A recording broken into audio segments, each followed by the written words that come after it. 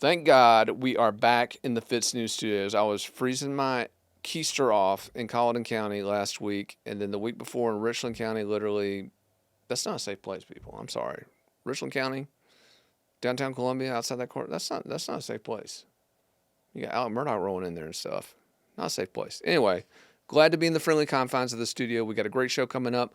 We thought we had a non-Murdaugh show, and literally as the camera turned on to film this program, boom, Murdaugh indictments, people. Brand new Murdaugh indictments. We're going to get into those in the show. We've also got a couple other segments I think you'll be interested in. A story out of the Upstate. An unknown, unidentified text stalker who is stalking dozens of female business owners in the Upstate on their social media, sending them messages that have grown menacing. Law enforcement's getting involved. We'll have an update on that story. And finally, big news out of Nephron Pharmaceuticals, one of this Palmetto State's biggest crony capitalist corporations. The company's in serious trouble with the feds, people. We're going to walk you through exactly what's going on and what it means for that company. All that and more heading your way on the Weekend Review. Over there? There?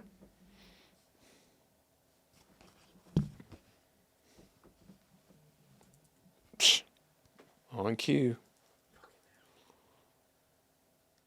Yes. All right, so if you're listening on the podcast and not watching this show, you missed what we just did there, which was an interesting film of me in the chair getting ready to start this show, which I thought would be our first non-Murdaugh related show in God knows how long, months.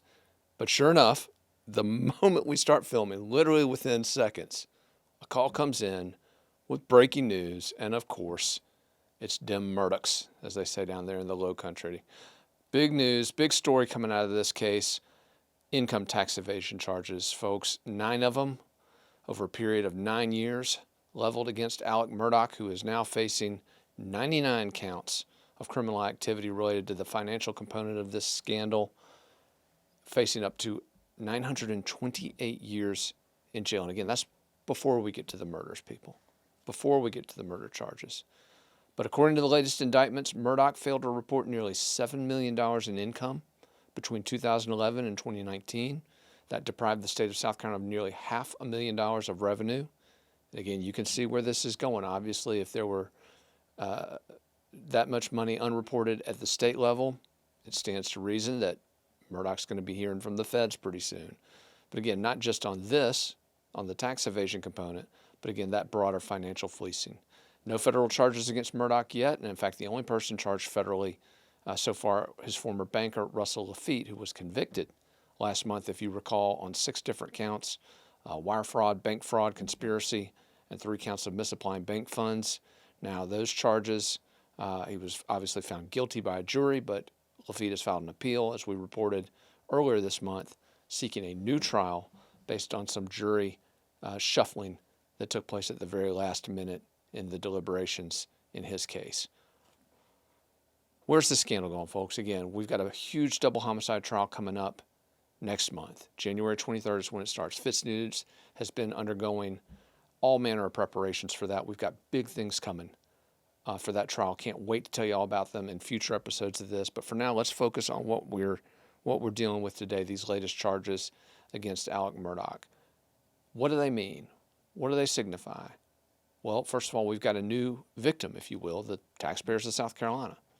We've already heard about the nearly $9 million that Murdaugh and his associates ripped off from former clients of his while he worked at the PMPED law firm down there in Hampton, South Carolina. But now you can add a new victim to the list, you and I, taxpayers. Murdaugh, like Russell Laffitte, apparently just didn't want to pay taxes on some of these ill-gotten gains. So where does it go? Again, clearly an avenue here for federal charges, because if Murdaugh didn't report income to the state, stands to reason it's highly unlikely he reported this same income to the feds. So where does this go? If Murdaugh is charged at the federal level, would that preempt the state? So far, we haven't seen that. Again, so far the feds seem content, at least as it relates to charges against Alec Murdaugh, to let the state do its job, to let the state file its charges, pursue its prosecutions first. And in fact, something that's worth noting, in the news release that came out on these new tax evasion indictments, Attorney General Alan Wilson's office specifically noted that the statewide grand jury that's been convened to investigate all of these Murdaugh-related crimes, with the exception of the double homicide anyway, that is a collaborative effort of his office, of the South Carolina State Law Enforcement Division, of the Federal Bureau of Investigation, and the Office of U.S. Attorney Adair Ford Burroughs. So it's clear federal and state prosecutors who are at each other's throats, if you recall, last fall when this case was just beginning to ramp up, a lot of discord, a lot of strife between those federal and state prosecutors. That has clearly resolved itself.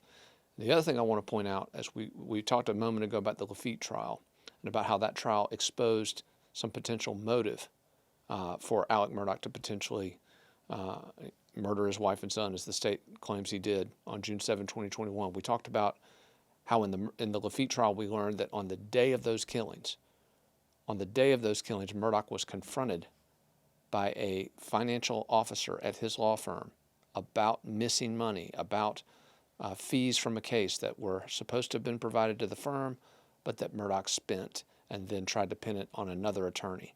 So a ton of potential motive there.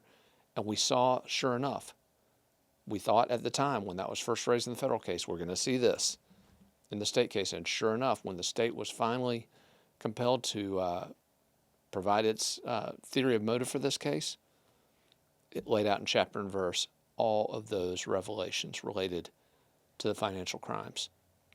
According to Prosecutor Creighton Waters, it was an unbroken chain lasting over a decade that led Murdaugh finally to a point where, according to Waters, he had played all the cards he had to play. Now, very important to point out, the state does not have to prove a motive.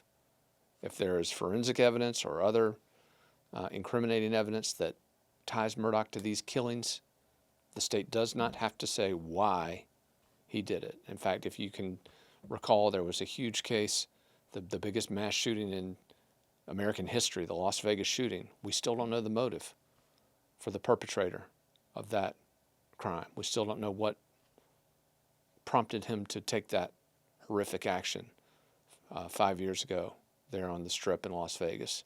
So again, sometimes we don't know. But in this case, prosecutors clearly very heavily invested in a motive for why Alec Murdaugh allegedly killed his wife and son. And according to them, it all stems around these financial crimes. It all stems around the financial pressures he was facing, and clearly pressures exacerbated by any number of factors, but not paying your taxes, folks, bad debts all over the place down there in the Low Country, having to borrow money from his law partners, from his father, getting these crazy loans from the bank that are now clearly at the center of federal criminal case, which resulted in convictions.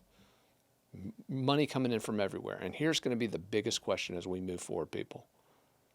With all these evaded taxes, with all these loans, with all the money pilfered from the accounts of his former clients, where was it going?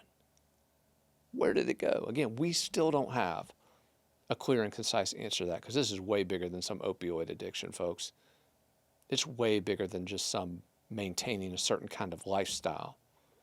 There's something bigger here. And this news outlet last fall, we published several reports that linked Murdaugh to some pretty serious drug smuggling allegations, to some folks that were at the heart of some serious charges back during Operation Jackpot during the 1980s.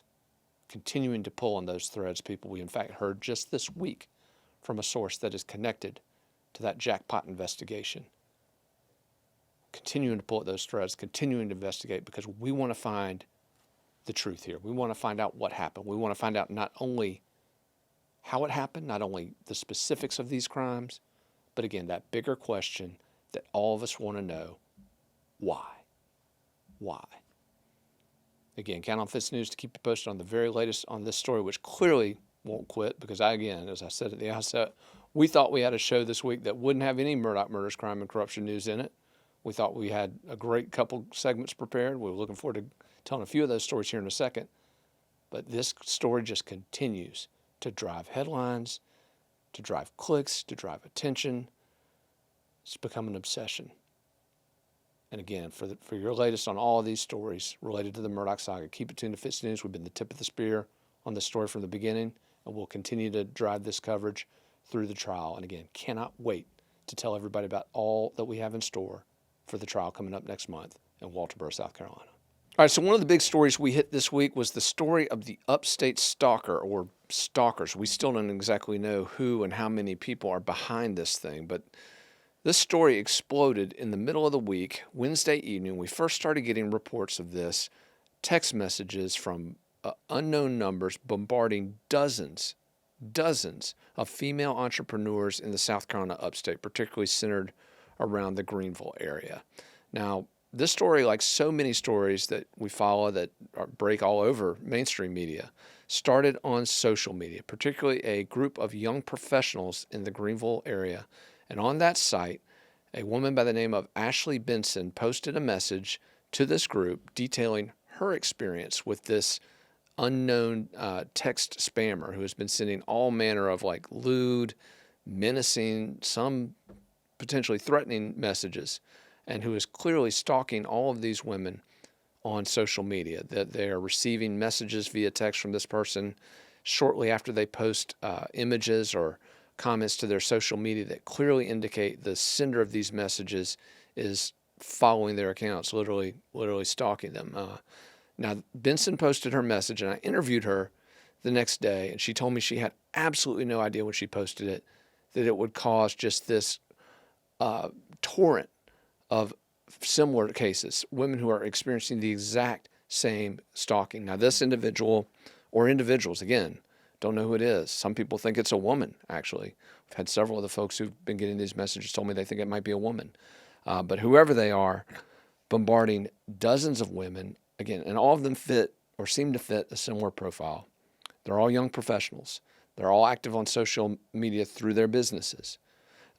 Most of them are white. Most of them are in their 30s, early 40s, although a few, I believe, are in their 20s. But again, it seems to be a pattern, and it seems to be targeting entrepreneurs and then spreading to other entrepreneurs that they friend or reference on their social media accounts. Now, what's law enforcement doing about this story? There have been multiple police reports filed in multiple different jurisdictions in the South Carolina Upstate related to this story. As of now, no charges, no suspects, and obviously, based on that, no arrests. But on Friday morning, several of these women who have been victimized by this stalker, or stalkers again, went to the Greenville Police Department with their evidence in the hopes of helping police build a profile so that they can track this individual or individuals down. Now, when did all of this start? Well, for most of these women, the harassment began in March or April of this year. Several others indicated that it began for them in September. And again, it has continued to escalate, the circle of victims sort of growing as this stalker seizes upon these friends of these entrepreneurs when they send each other referrals for business or link to their web pages or their social media pages. Apparently this person is seizing on those linkages and finding new individuals to harass.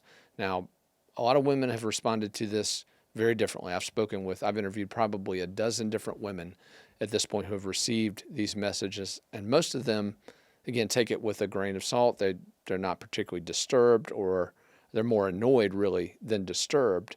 But their concern is the fact that this individual, or again, individuals, are clearly watching their pages, clearly stalking what they're posting online and responding to it in a very specific way to let them know that they're watching. And a lot of these women have told me, look, what's happening now is not necessarily something that is threatening us or frightening us, but it is disturbing to think of where this individual could evolve, or individuals could evolve.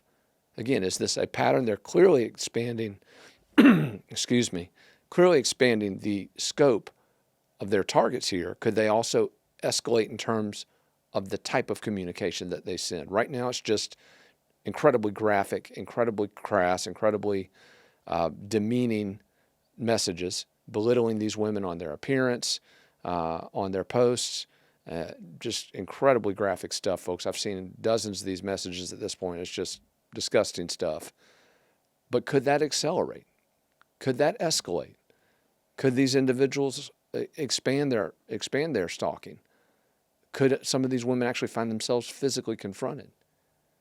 And again, unfortunately, so far the response from law enforcement has just been to tell these women, well, change your number, or be less active on social media. But again, that is the double-edged sword here, because all of these women told me they rely on these social media networks to support their businesses. If they weren't on social media, they told me they'd be out of business.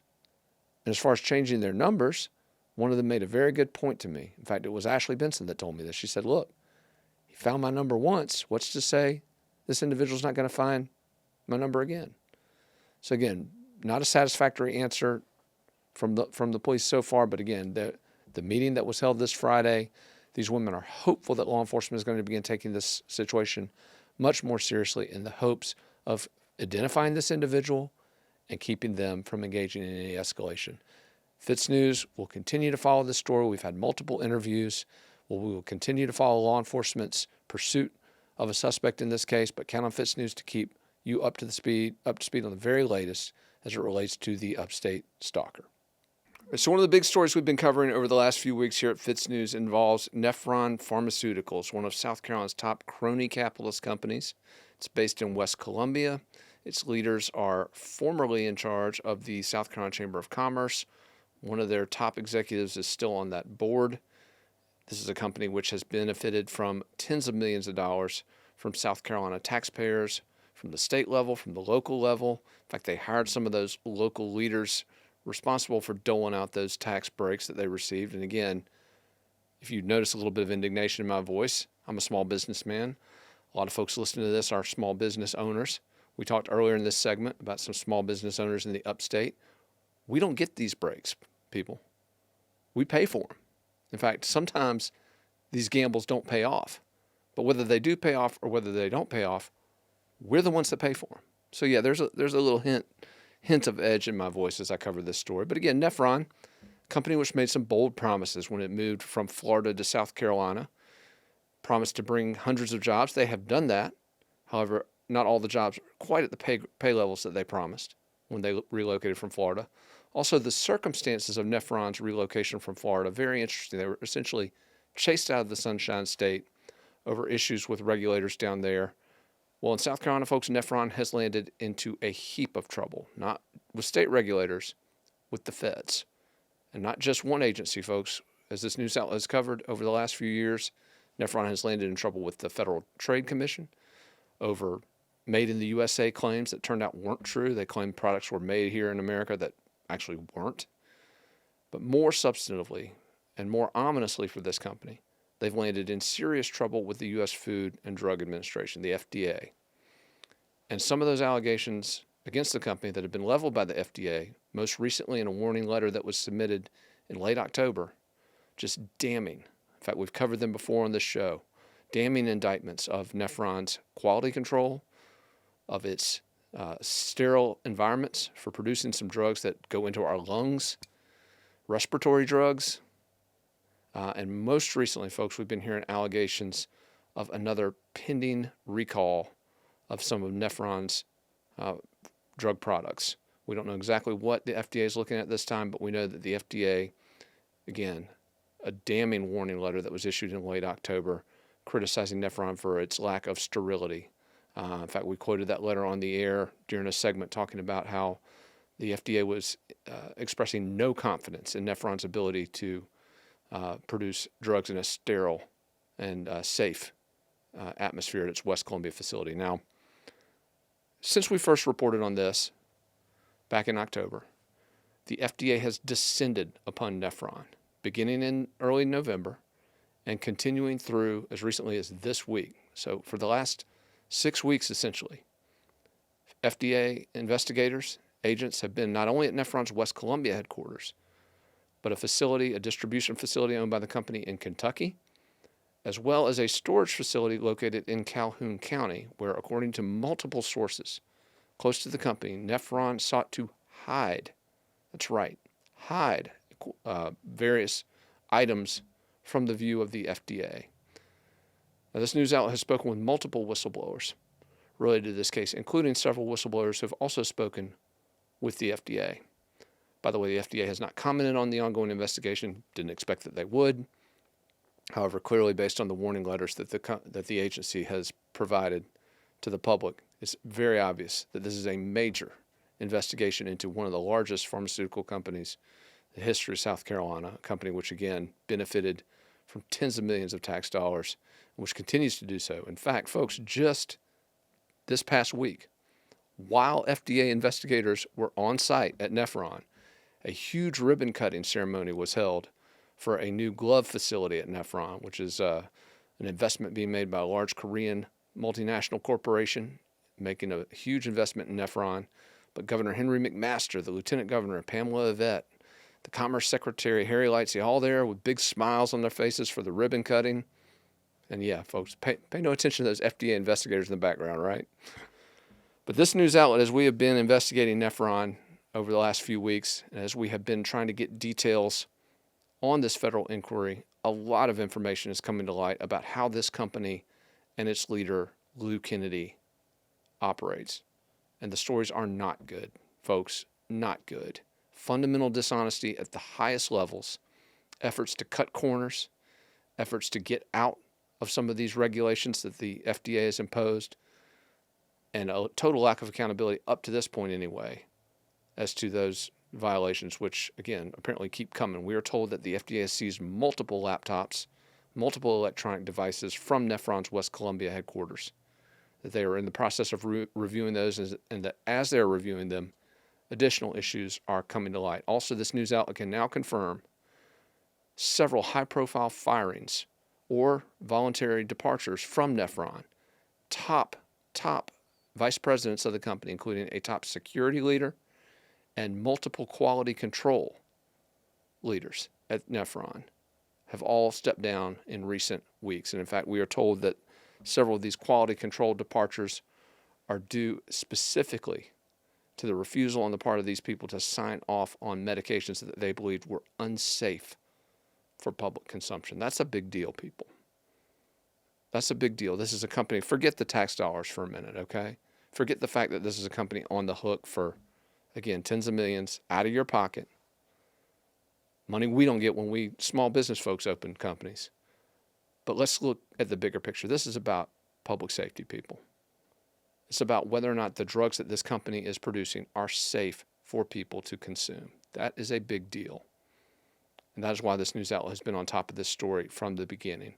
And again, I want to be very clear here. I do have a little edge when I cover stories like this involving these big crony capitalist companies that take our money. And again, sometimes the bets pay off, sometimes they don't. But I want to be perfectly clear. These mics are open mics. And from the beginning of this process, we have been actively encouraging Nephron or representatives of the company, or heck, even supporters of the company in the community. Reach out to us. Tell us their side of the story. Not only are we interested in hearing it, we're interested in telling it to you because, again, multiple facets to any story. And then, of course, at the center of it, the truth. But nobody has a monopoly on that truth. And again, I would reiterate my offer to Nephron anytime one of its leaders wants to sit in this chair opposite me or run a column on our news outlet responding to the coverage.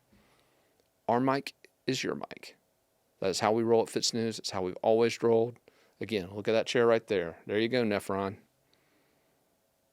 We'll keep it warm for you. Anyway, count on FITSNews to continue leading the coverage of this company because, again, if you read the mainstream media, they're basically cheerleaders for Nephron. I assume they're getting big advertising deals from the company.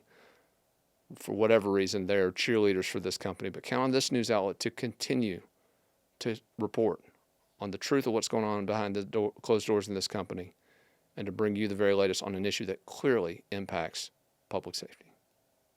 Anyway, that's a wrap for this week's edition of the Week in Review. Thanks to everybody for tuning in. I cannot wait to tell you guys everything we've got planned for next month's Murdaugh murders double homicide trial. Can't wait to tell you who we're bringing on, but more importantly, what we're going to be covering, how we're going to be approaching this trial, and all the new offerings and accoutrements that FITSNews is going to be offering. We have been the tip of the spear on this story from the beginning, folks, and we are going to own the coverage of this trial next month. So can't wait to tell you about all of our plans. If you're not already a subscriber to FITSNews, now would be a good time to do it, folks, because we're going to bring the heat next month in Colleton County. But more importantly, we're going to continue to bring the heat when it comes to all the injustices happening in South Carolina, all the corrupt systems, all the good old boys. You're looking for somebody to hold them accountable. you've come to the right place. Thanks again for tuning in. We will catch you next week on the Week in Review.